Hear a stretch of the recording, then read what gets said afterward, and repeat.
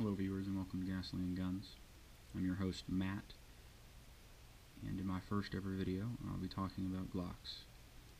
Why some people think they are bad, why they are most certainly boring, but why I bought one and I think you should too.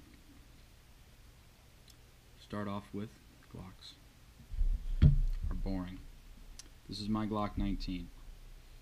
I have accessorized it with aftermarket parts, including a lightened trigger disconnect and raised suppressor sights from trinium, as well as a back plate that was a gift from my wife. I also have a aftermarket threaded barrel for use with my Tyrant 9, which I will be reviewing in a later video. To show that I am clear and safe, I have no magazine and an empty chamber. These guns did not always look like this. At one point they were even more ugly and more brick-ish. In the early versions of the Glock, there were no thumb supports, and there was no stippling on the front and rear of the grip, as well as the finger grooves. The front and rear stippling of the grip was added in the second generation guns. The third generation guns gave us the thumb support and the either loved or hated finger grooves, as well as a very unimportant feature is this secondary trigger pin. Doesn't really seem to matter from a shooter perspective. The fourth generation Glocks gave us interchangeable backstraps. Fourth gen Glocks come with 4 different backstraps. They are packaged in a backstrap removal tool.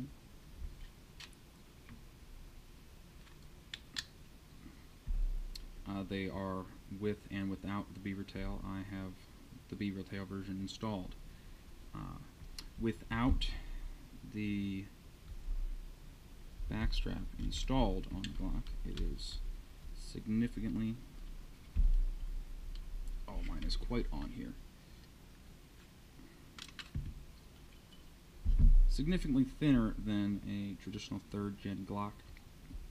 The smaller size of the backstrap, when added to the standard fourth gen Glock, will replicate the size and feel of the third gen size.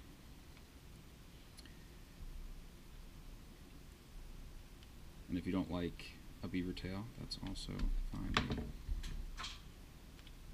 Smaller grip will replicate the normal size of the third gen grip. So if you liked your third gen grip and you need to get a fourth gen for whatever reason, you can make the grip the same. Also supplied with a larger grip as well.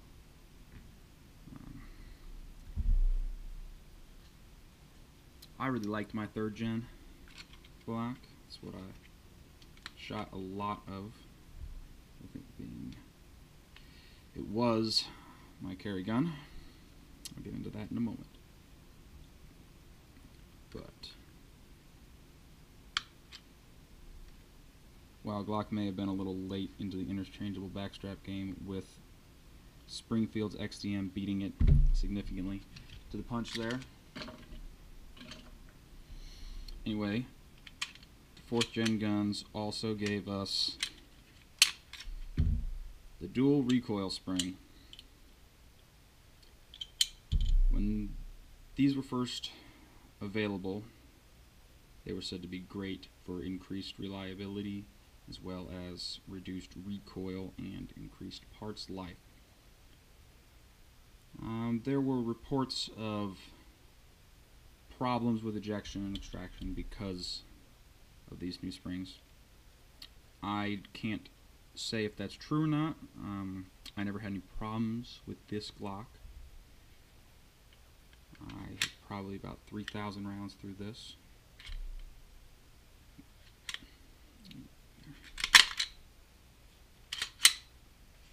And never any significant issues.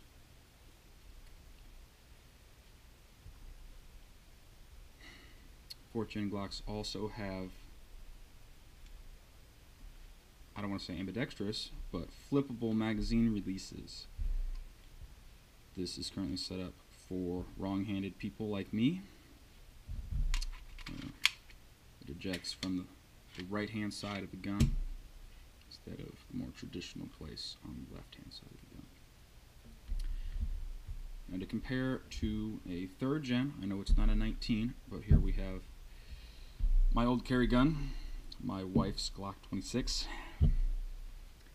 This one has the factory sights, which are not to the same standards as those available from the aftermarket, but I find them to be perfectly adequate.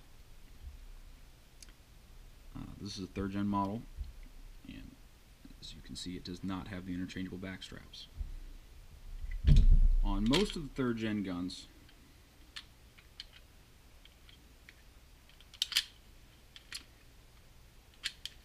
there was a single recoil spring, but on the 26 to 27 there was a dual recoil spring system similar to what is now used in 4th gen.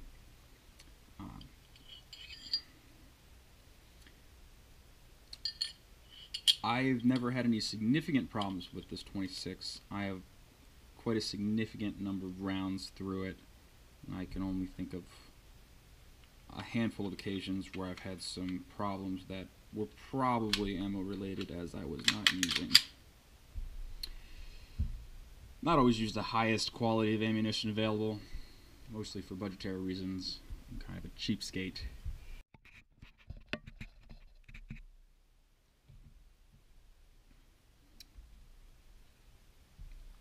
Very much like my Glock 26.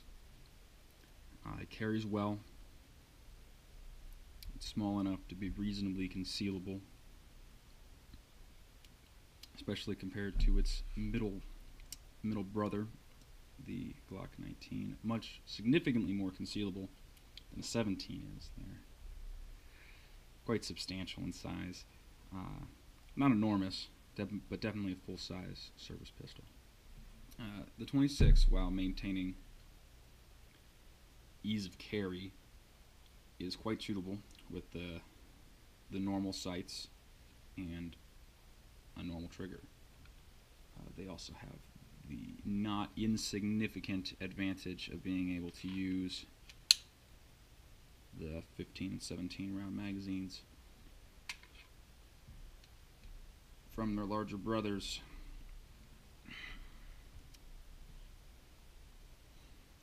I still haven't come to the source of our problem. The Glocks are bad. People will rag on the polymer. People will rag on the name, because Gaston Glock is not exactly known as a nice person. He has a bit of a reputation. I believe it's hurting his company's sales. Other things people hate about Glocks: no manual safety. I guess I can see your point. I'm not sure that manual safeties reduce negligent discharges. They might. But the gun is not going to go off unless you pull the trigger, regardless of whether or not you have a manual safety.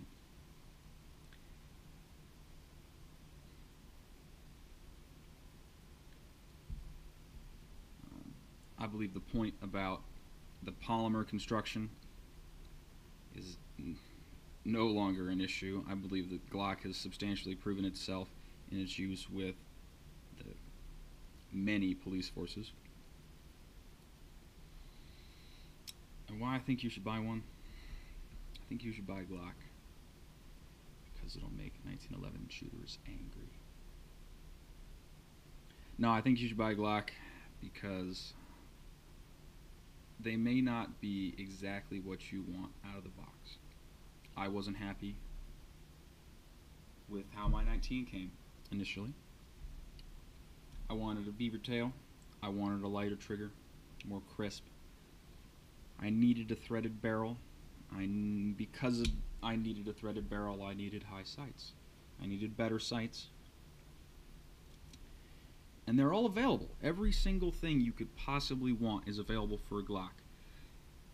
You want a giant pink thing emblazoned on the side? I'm sure you could get that. If you want ridiculous ghost ring sights, that's fine. I'm sure someone sells it. You want to mount a bayonet on your Glock, that is fine. There are 10,000 different holsters that Glock fits in. They're all compatible with these. I mean, Glock was not the first polymer pistol. It was not the first high-capacity 9mm pistol. It was not the first striker gun.